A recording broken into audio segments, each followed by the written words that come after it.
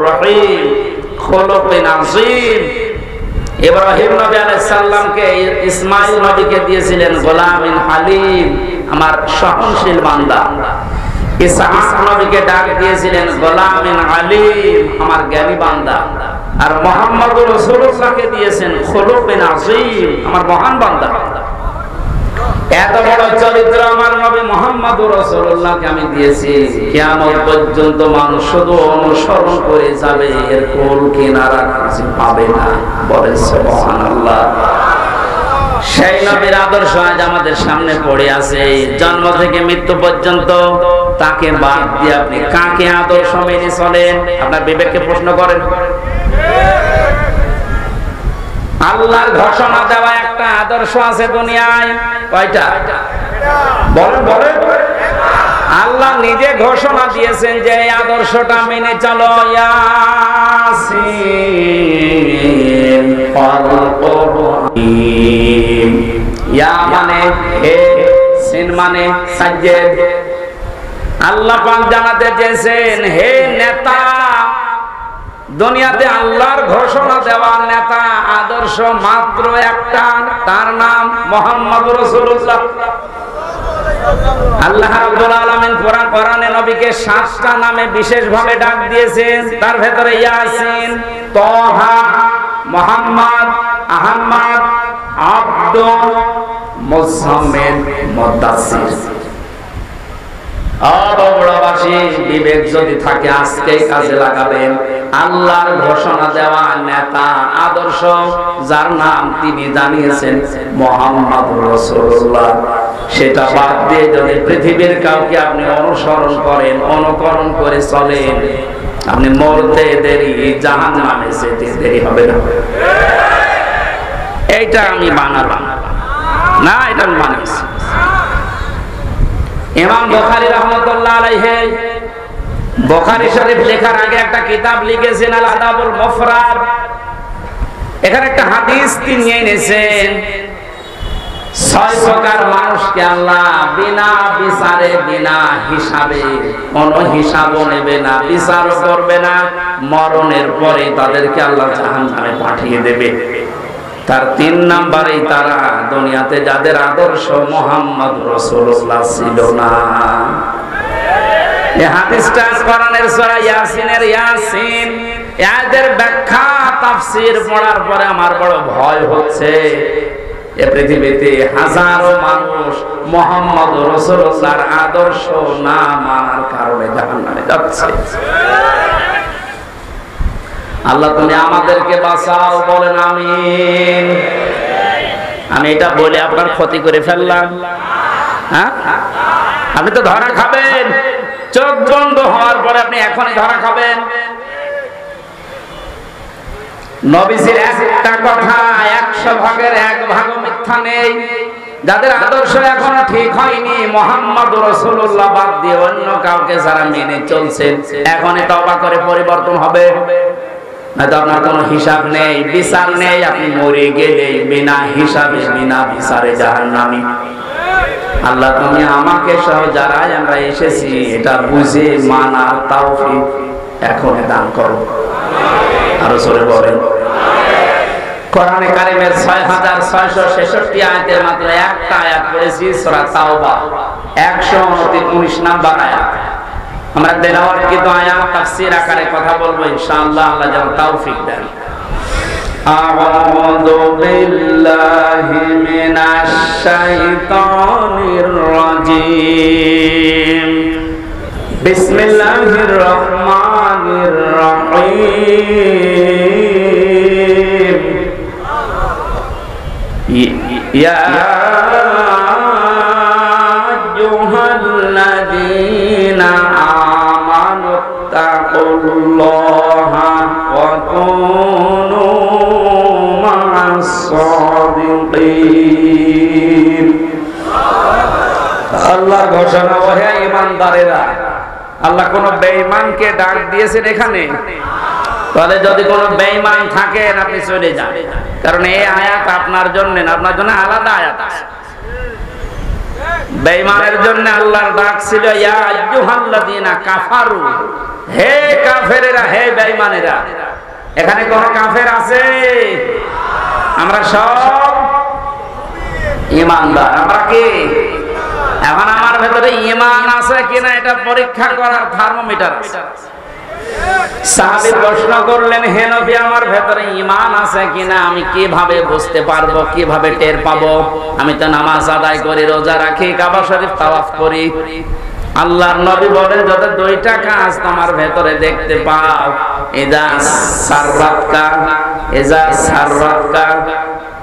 হাসানাতুকা ওয়া সাআতকা সাজ্জিয়াতুকা, যখন কোনো ভালো কাজ, সমাজ উন্নয়নমূলক কাজ, আল্লাহর পক্ষের, রাসূলের পক্ষের, দ্বীনের পক্ষের কোন কাজ হয়, ওইটা দেখে যখন তোমার ভালো লাগে, আনন্দ লাগে, আর যখন তোমার অন্যায় কাজ দেখলে কষ্ট লাগে, তখন বুঝবে তোমার ঈমান আছে। ও বগুড়াবাসী, হাদিসটা সামনে রেখে বলেন তো, বাংলাদেশে ভালো কাজ সবার কাছে ভালো লাগে? না না, অন্যায় কাজ সবার কাছে খারাপ লাগে।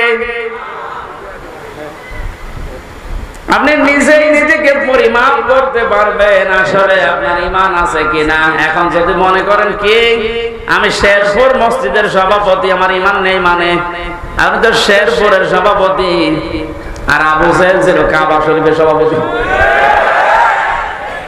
তার হিসাবে আপনার কোন খবর আছে? শেরপুর বাংলাদেশে কয়জন চেনে? আর কাবা শরীফ সেই জায়গার সভাপতি হয়েও বেঈমান, জাহান্নামে গেছে।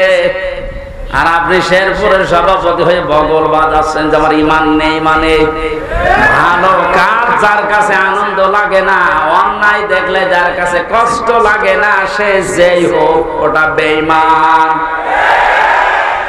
ঈমান আছে কিনা হামজারে জিজ্ঞাসা করা লাগবে, আপনি নিজে টের পাচ্ছেন। সুতরাং ঈমান যাদের আছে, হাদিস অনুযায়ী আল্লাহ পাক তাদেরকে ডাক দিলেন, হে ঈমানদারেরা। আমি আয়াতের তাফসীর পড়তে গিয়ে পেয়েছি 89 জায়গায় আল্লাহ পাক এই শব্দটা কোরআনে দিয়েছেন। আর যখনই ঈমানদারকে তিনি ডাক দেন, তখন তার কুদরতি হাত এভাবে উঁচা করে ডাকেন, ইয়া আইয়ুহাল্লাযীনা আমানু। জোরে বলেন আল্লাহু আকবার। 89 জায়গায় আল্লাহ ডাক দিয়েছেন, তার ভেতরে এইটা একটা, ইত্তাকুল্লাহ, আমি আল্লাহকে ভয় করো, আকুনু মা'আস সাদিকিন, আর সত্যবাদী যারা তাদের সঙ্গে থাকো। এই আয়াতের নির্দেশ দুইটা, কয়টা? আল্লাহকে ভয় করো, সত্যবাদী যারা আছে তাদের সাথে থাকো। বোঝা হয়ে গেছে না? আল্লাহুম্মা আমিন। না মানে আপনি বলছেন বোঝা হয়ে গেছে। এবার আসেন তো এই দুইটা শব্দের ব্যাখ্যা যায়। কোন আয়াত থেকে যদি কেউ তাফসীর শুনতে চায়, পড়তে চায়, তাফসীরে মাযহারি আল্লামা সানাউল্লাহ পানিপতি রাহমাতুল্লাহ আলাইহি লিখেছেন, কেউ যদি কোরআনে কারীমের কোন আয়াত থেকে কথা শুনতে চায়, কমপক্ষে 5টা বিষয় থেকে তাকে আগে কথা শোনা লাগবে। 1 নম্বরে শুদ্ধ তেলাওয়াত, যেটা করলাম। 2 নম্বরে যেই ভাষায় কথা বলে ওই ভাষায়, মাতৃভাষায় অর্থ, এটা শুনলাম। 3 নম্বরে ওই আয়াতের ঐতিহাসিক প্রেক্ষাপট, শানে নজুল যেটা বলা হয়, ব্যাকগ্রাউন্ড, এটা আমি বলবো এখন। 4 নম্বরে আয়াতের বাস্তব শিক্ষা দেওয়া লাগবে। ওই মান ধাতা বলে কি হয়েছে এগুলো বাদ দে, এখন বাস্তবতা অনুযায়ী আয়াত আমাদেরকে কি দিতে চায়, এই শিক্ষাগুলো জনগণের সামনে দেওয়া লাগবে। 5 নম্বরে আয়াত থেকে যে শিক্ষাগুলো পাবে ওইগুলো নিয়ে বাড়ি যে আমল করবে। আমরা 2টা করে ফেলেছি, শুদ্ধ তেলাওয়াত আর মাতৃভাষায় অর্থ। যেটা সূরা তাওবার আয়াত, কোন সূরা বলেন বলেন? 129টা আয়াত আছে, মাত্র একটা আয়াত পড়েছি, 119 নম্বর আয়াত। তাওবা শব্দের শাব্দিক অর্থ আমরা অনেকেই মনে করি তাওবা মানে আস্তাগফিরুল্লাহ রাব্বি মিন কুল্লি যামবি ওয়া আতুবু ইলাইহি, হয়ে গেল। তাওবা আর ইস্তিগফার এই দুইটা কিন্তু এক না, এই দুইটা শব্দ আলাদা, মাসদারও আলাদা। কথা বুঝতেছেন? কেউ যদি ইস্তেগফার করতে চায় সব সময় আপনি করতে পারবেন, কিন্তু তাওবা আস্তাগফিরুল্লাহ আস্তাগফিরুল্লাহ আস্তাগফিরুল্লাহ বললেই তাওবা হয় না। তাওবা করার জন্য কমপক্ষে মানুষের জীবনে 3টা বিষয় মানা লাগে। ইস্তেগফার আর তাওবার ভেতরে পার্থক্য এই, কোন মানুষ যদি তাওবা করে ওর পেছনের অপরাধগুলো শুধু আল্লাহ মাফ করে দেয় না, ওই পুরা জায়গাটা আল্লাহ নেকি দিয়ে ভরাট করে দেন। এখানে যারা এসেছি আজকে আমরা শুধু ইস্তেগফার না, তাওবা করার মতো তাওবা করে বাড়ি যাব ইনশাআল্লাহ। পেছনের অপরাধগুলো শুধু যেন মাফ হয়ে না যায়, ওই জায়গাটা যেন আল্লাহ নেকি দিয়ে ভরাট করে দেয়। বলেন আমিন। এক নম্বরে যদি তাওবা কেউ করতে চায় তাকে বলা লাগবে আল্লাহ আমি অপরাধী, আমি এই স্বীকৃতিটা আছে এই পৃথিবীতে মানুষ দিতে চায় না। দেখবেন এই দেশে হাতে নাতে ধরা পড়ার পর স্বীকার করে না, না তদন্ত করা লাগবে। তদন্ত 7 দিন সময় দিয়েছে যাদেরকে, ওদেরকে মাল মশলা মেরে ওর মুখ বন্ধ করে দেয়। আপনি যদি সত্যি তাওবা করতে চান সে যে কোনো বিষয়ে, আপনাকে প্রথমে স্বীকৃতি দেওয়া লাগবে অপরাধের জন্য, ওই গুনার জন্য স্বীকার করা লাগবে যে হ্যাঁ আমি এই কাজ করেছি, আমি অপরাধী। এখন প্রশ্ন হচ্ছে আপনি স্বীকার করবেন কার কাছে? না না, আপনি শুনছেন না, অপরাধ করেছেন যার কাছে স্বীকার করবেন তার কাছে। আপনি বিনা কারণে আমার মুখের উপর একটা থাপ্পড় দিলেন আর কাবা শরীফের গিলাফ ধরে বলছেন আস্তাগফিরুল্লাহ, হে আল্লাহ আমারে maaf করে দাও, কিয়ামতের আগে maaf পাবেন না। কারণ আপনি তো আল্লাহর গালে থাপ্পড় দেননি, দিয়েছেন আমার গালে। আগে আমার কাছে স্বীকার করেন যে হামজা ভুল হয়ে গেছে। হ্যাঁ, স্বীকার করার সময় আবার অনুশোচনা লাগবে, অনুতপ্ত হওয়া লাগবে।